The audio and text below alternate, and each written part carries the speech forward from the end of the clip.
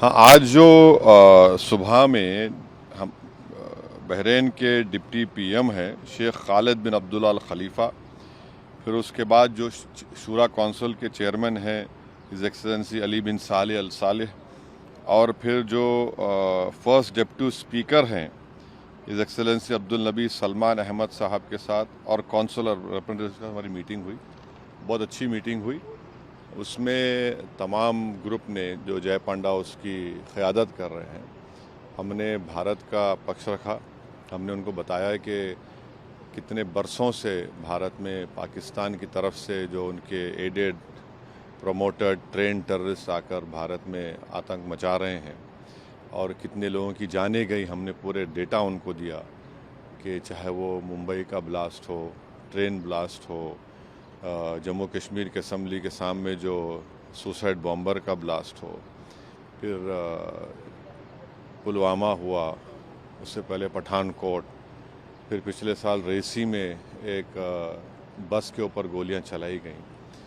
तो हमने बताया कि ये पूरा स्किट जिसमें ट्रेडमार्क्स पाकिस्तान के हैं। और एक बात हमने बताई कि जो टीआरएफ ये जो टेररिस्ट ऑर्गेनाइजेशन है, 1262 जो सिक्योरिटी काउंसिल का जो सैंक्शन कमेटी के हमने दिसंबर 2023 में कह दिया था कि टीआरएफ पे आप सैंक्शन लगाइए, ये यहाँ पर भारत में गड़बड़ कर सकता है।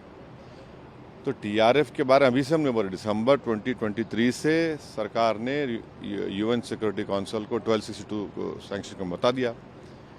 तो ये है। और तीसरी बात ये है कि बार बार ये जो पाकिस्तान जो अपने आप को बड़ा ही विक्टिम नहीं है, पाकिस्तान एग्रेसर है।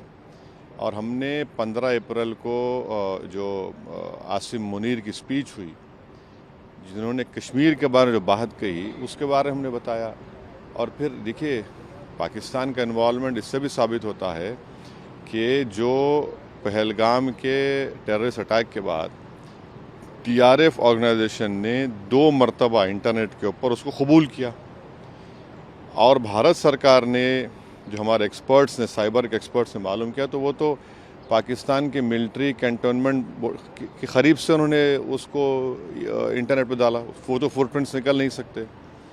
और तीसरे, हमारी देश की जो प्रीमियर इन्वेस्टिगेटिंग एजेंसी एनआईए ने केस रजिस्टर किया है, तो इसमें पूरा इसका इन्वॉल्वमेंट है। और फिर भारत तरफ से जो एक्शन लिया गया, तो पहले उन 9 मुकामात को हमने निशाना बनाया जो यूनाइटेड नेशन के डेजिग्नेटेड टेररिस्ट ऑर्गेनाइजेशंस का ऑफिस है, और पाकिस्तान ने बेहूदगी की।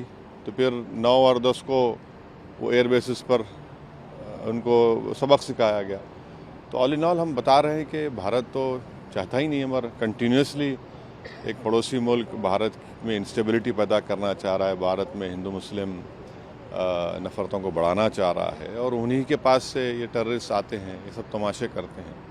तो बहुत अच्छी मीटिंग्स हुई और सब ने इस पॉइंट को उनके सामने रखा, और उन्होंने भी सुना है। हम उनको ये कह रहे हैं कि आप भारत को आप जो देख रहे हैं, और भारत यहाँ पर बहरीन में तो 1962 तक रिज़र्व बैंक ऑफ इंडिया की तरफ से गल्फ रुपी इस्तेमाल होता था, और भारत पहला देश है जो एंटी कॉलोनियल स्टैंस लिया था यूनाइटेड नेशन में, और उसकी वजह से बहरीन को यहाँ पर अंग्रेज़ों को छोड़ के जाना पड़ा।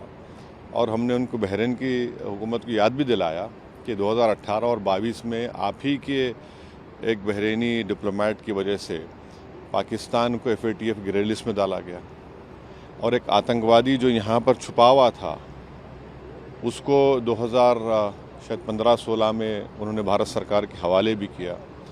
तो हम उनसे कह रहे हैं कि मिडिल ईस्ट में FATF के मेंबर हैं, और वो पाकिस्तान को दोबारा ग्रे लिस्ट में लेकर आए, क्योंकि जो फंड्स आ रहे हैं उसके ऊपर कोई रोक टोक नहीं है।